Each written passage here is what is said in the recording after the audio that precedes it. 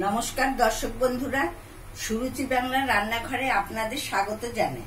Chicken মটনের কাবাব আমরা অনেকবারই খেয়েছি, আপনারাও খেয়েছেন। আজ আমি মুচমুচে মুখরোচক ডিমের কাবাবের রেসিপি নিয়ে আপনাদের সামনে হাজির হয়ে যাচ্ছি। এখানে আমি আলু আর ডিমটা সেদ্ধ করে নিয়েছি। এবার আমি এটার দ্বারা ডিমটা কুড়িয়ে নেব, আলুটাকে মেখে নেব।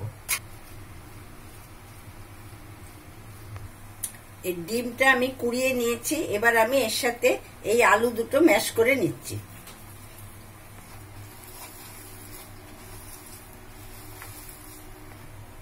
এবার আমি এই মাখাটার সাথে দিলাম পেঁয়াজ কুচি। এবার আমি এতে আদা রসুন কাঁচা লঙ্কা কুচি দিয়ে দিচ্ছি।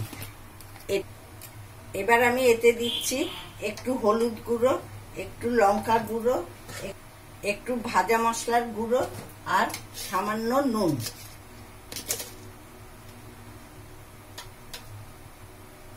আর দিচ্ছি নুন। এবার আমি সব মশলাগুলো একসঙ্গে মেখে নিচ্ছি। এটি সামান্য উপকরণ দিয়ে তৈরি করা যায়।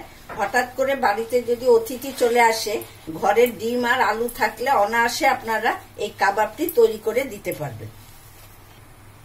মন্ডটা আমার রেডি হয়ে গেছে। এই মন্ডটা আপনারা কড়াতেও নেড়ে নিতে পারেন বা কাঁচা অবস্থাও করতে পারেন। আর এতে একটু ধনেপাতা দিলে ভালোই হয়, কিন্তু আজকে আমার ধনেপাতা কাছে নেই, এই জন্য দিতে পারলাম না। এবার আমি এটা কাঠিতে করে কাবাবের আকারে গড়ে নিচ্ছি। এটা আপনারা গোল আকারেও গড়তে পারেন, আবার কাঠি দিয়েও কাবাব করতে পারেন। এবার আমি ময়দার গোলা এটা ডুবিয়ে, ময়দাটা আমি একটু নুন দিয়ে আগের থাকতেই গুলে রেখেছি, বিস্কুটের গুঁড়োয় মাখিয়ে নিচ্ছি। এগুলো আমার গড়া হয়ে গেছে। আমি গোল আকারেও দুটো গড়ে দেখালাম আর কাঠিতে চারটে গড়লাম। তেল আমার গরম হয়ে গেছে। এবার আমি একটা একটা করে ছেড়ে দিচ্ছি। কাবাব আমার ভাজা হয়ে গেছে।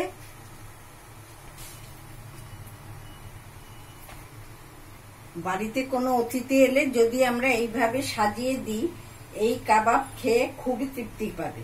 এটা বাড়ির বাচ্চা থেকে বড়রা সবাই খুব ভালোবেসেই খাবে। সঙ্গে যদি চা হয় তাহলে তো লাজবাব। আশা করছি আপনাদের সবারই ভালো লাগবে।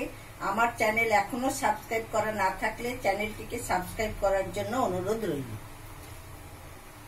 বর্ষার সন্ধ্যায় এরকম একটা ডিশ আপনারা বাড়িতে তৈরি করে খেয়ে দেখুন, খুবই ভালো লাগবে। আজ আসি, আবার আমি আপনাদের সামনে আবার এরকম আরেকটি কাবাবের রেসিপি নিয়ে